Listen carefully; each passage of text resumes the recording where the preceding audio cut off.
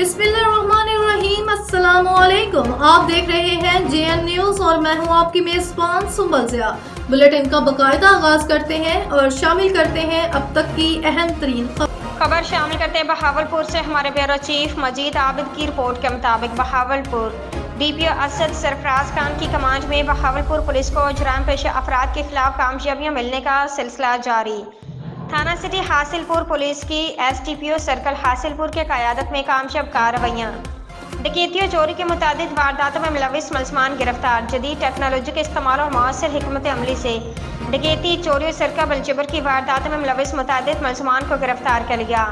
गिरफ्तार मुलजमान के कब्जे से चोरी शुदा लाखों रुपये माल की 20 अदद मोटरसाइकिल, 3 अदद कीमती मोबाइल फ़ोन, 1 अदद लैपटॉप, 1 रास बकरा, 5 लाख रुपए से जायद नकद रकम बरामद कर ली।